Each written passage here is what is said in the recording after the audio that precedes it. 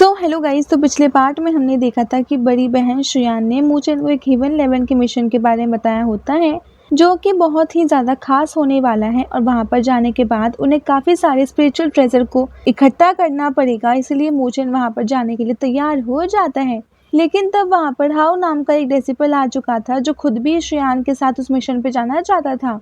लेकिन श्रेयान उसे मना कर देती है, ये कहते हुए कि हमने मेंबर को पहले से सिलेक्ट यहाँ पे कर लिया है, इसीलिए हम तुम्हें एक्स्ट्रा में नहीं लेके जा सकते।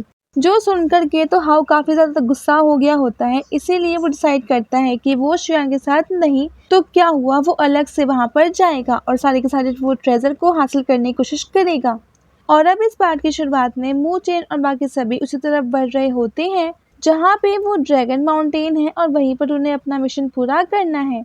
रास्ते में श्रेयान सभी से कह रही होती है, जैसे ही वो ड्रैगन जेट पिलर सामने दिखाई दिया, ये न्यूज़ चारों तरफ पूरी तरीके से फैल चुकी है, इसीलिए स्ट्रॉन्ग जो लोग हैं वो यहाँ पर आने वाले हैं ताकि उस माउंटेन बचाकर वहाँ पर सारे के सारे वो ट्रेजर को यहाँ पे इकट्ठा कर सके।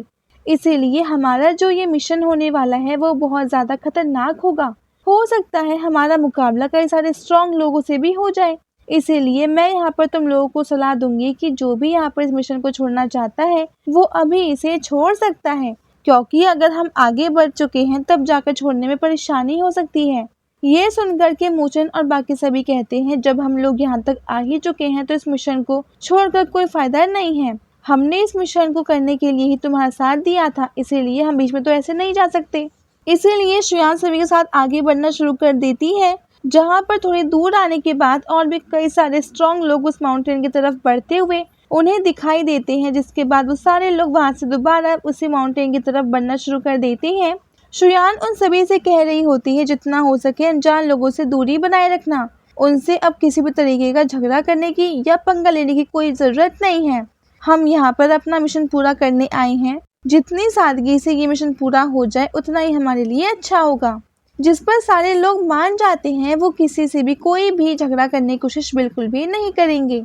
जिसके बाद उन्हें सफ़र यहाँ पे करते हुए रात हो जाती है, इसीलिए वो सभी कैंप लगाकर एक जगह पर बैठ जाते हैं, जहाँ पर वो मुकाई से कहती है, हम सभी यहाँ पर आराम करने वाले हैं, इसीलिए सबसे पहली बारी तुम्हारी है कि तुम सभी की निगरानी यहाँ पे रखोगे।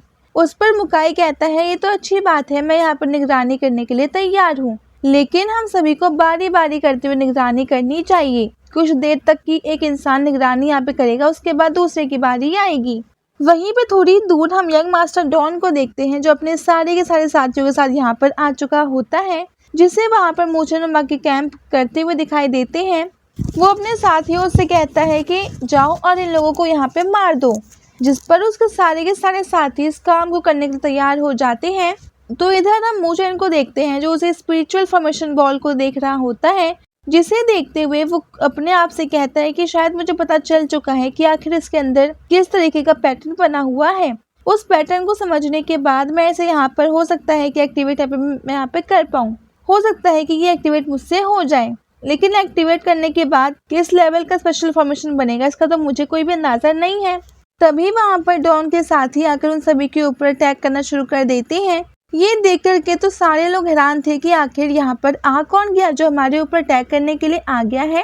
श्रेयान इसीलिए वहाँ पर अपनी पावर को एक्टिवेट करना शुरू कर देती है, जिस वजह से उसके सामने अपने एक शील्ड बना दिया था। उस शील्ड की वजह से उन सारे बदमाशों का अटैक जो होता है वहाँ पर पूरी तरीके से ख़त्म हो जाता है। जिसके बाद श्रेयान सभी से कहती है कि मैं जा रही हूँ उनसे बदला लेने के लिए, जब तक तुम लोग यहाँ पे रुकना। मैं मुकाई वहाँ पर जाकर देखते हैं कि आखिर वहाँ पर क्या हो रहा है। अगर हमें वहाँ पर ज़्यादा अब कुछ गड़बड़ दिखाई दी तो हम दोनों वहीं से सेक्ट में चले जाएंगे।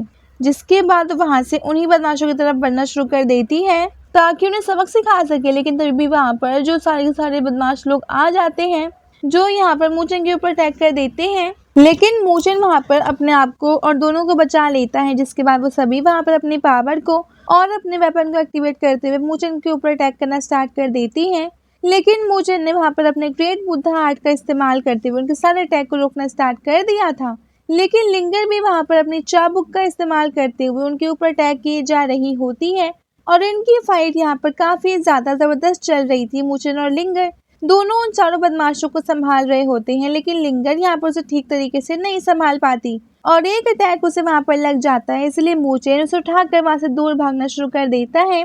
ताकि वो किसी सेफ जगह पर ले जा सके, क्योंकि उसे वहाँ पर चोट लग चुकी थी। इसीलिए अब सारे बदमाश उसका दोबारा से पीछा करना शुरू कर देती हैं, जिसके थोड़ी देर बाद ही वहाँ पर वो सारे के सारे बदमाश आ चुके थे जो आसपास मोचन को ढूंढ रहे होते हैं। तो इसीलिए लिंगर वहाँ पर अब वो छुप जाती है और जैसे वो लोग वहाँ पर उसको देखते हैं, इससे पहले मोचन अपनी पावर का यूज करते हुए वहाँ से आगे भागना शुरू कर देता है। इसलिए सारे के सारे लोग उसे देख लेते हैं और वहाँ पर वो ढूंढने के बजाय उसी का पीछा करने के लिए चले जाते हैं, जहाँ मोचन उन सारे बदमाशों से बचकर भाग रहा होता है और वो खुद में कह रहा होता है कि अच्छा हुआ कि तुम सारे लोग मेरा पीछा करने के लिए आ गए। अब मैं तुम्हें बताता हूँ कि असली शिकारी कौन है। लेकिन तब मोचन ने वहाँ पर अपने डैगर को बाहर निकाल लिया था और उसका यूज करते हुए वो एक एक करके सारे बदमाशों के ऊपर अटैक स्टार्ट कर देता है, जिस डैगर के अंदर से इतना ज्यादा स्पिरिचुअल ऑरा बाहर निकल रहा था कि जिसको देखकर ही वो बदमाश लोग हैरान रह जाते हैं। और एक ही अटैक के अंदर एक बदमाश तो वहाँ पर अपनी जान से हाथ धो बैठता है। देखकर तो डॉन भी एकदम ज्यादा हैरान रह चुका था कि मोचन ने तो आसानी के साथ मेरे साथी की वहाँ पर जान ले ली। ये देखकर के बाकी उसके साथी जो होते हैं वो कह रहे होते हैं, लगता है मोचन यहाँ पर कमजोर बनने का नाटक कर रहा था, इसीलिए हमें एक साथ जाकर मोचन के ऊपर अटैक करना होगा। जिसके बाद बाकी सारे साथियों ने अब एक साथ मोचन के ऊपर अटैक करने का डिसाइड कर लिया होता है और वो अब वहां से मोचन की तरफ ही बढ़ना शुरू कर देते हैं। लेकिन मोचन भी वहां पर अपनी पावर का यूज करते हुए सभी के सभी लोगों को वहां पर आसानी के साथ संभाले जा रहा होता है, जिसमें उसने अपने डैगर का भी यूज कर लिया था। उसका डैगर वहां पर इतना ज्यादा खतरनाक होता है कि कोई भी उसके डैगर के सामने टिक ही नहीं पा रहा था। जिसके बाद मोचन वहां पर सभी बदमाशों को मारते हुए वहां से आगे बढ़ना शुरू कर देता है और अब वहां पर से 2 ही बदमाश बच चुके थे जो अभी मोचन का पीछा कर रहे होते हैं।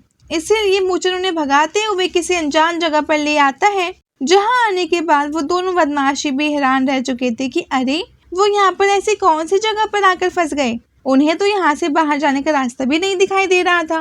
वो मोचन को वहां पर ढूंढ रहे होते हैं, लेकिन मोचन तो एक झाड़ी के ऊपर बैठा हुआ होता है, जहाँ पर उसने अपने डेथ मार्क की पावर को एक्टिवेट करना स्टार्ट कर दिया था और वो वहां पर उसकी पावर का यूज करते हुए उन सभी की तरफ ही बढ़ना शुरू कर देता है। जिस डेथ मार्क के अंदर से इतना भयंकर स्पिरिचुअल ऑरा बाहर निकलता है कि वो एक बदमाश के ऊपर अटैक करते हुए बस 1 सेकंड के अंदर उसकी वहां पर जान ले लेता है।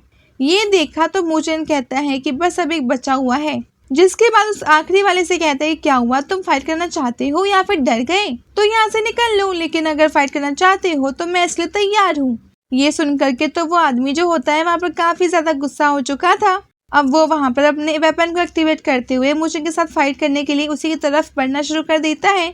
इसीलिए मोचन भी वहाँ पर उससे फाइट करने के लिए तैयार हो जाता है, जहाँ उसने अपने ग्रेट बुद्धा आर्ट को वहाँ पर समन यहाँ पे कर लिया था, जिसके अंदर से काफी ज्यादा पावर निकल रही होती है। और उसके ऊपर जैसे ही वो बदमाश आदमी अपने वेपन का यूज करके अटैक करने की कोशिश करता है, ग्रेट बुद्धा से टकराने की वजह से वहाँ से बहुत दूर जाकर गिर जाता है और मोचन को तो यहाँ पर एक खरोच तक नहीं आई थी। ये देख करके तो वो बदमाश भी हैरान रहता है कि आखिर मोचन है कौन। इसने तो बड़ी आसानी के साथ मेरे तीनों साथियों को हरा दिया और अकेले मैं जो यहाँ पर हूँ मैं भी इसे नहीं हरा पा रहा हूँ। लेकिन जहाँ तक कि मैंने देखा है स्पिरिचुअल हेवनली रैंकिंग के अंदर तो उसका अगर नाम होता तो समझ में आता कि काफी ज्यादा स्ट्रांग है, लेकिन वहाँ पर तो उसका नाम है ही नहीं, तो आखिर इसके पास इतनी ज्यादा पावर कैसे आई।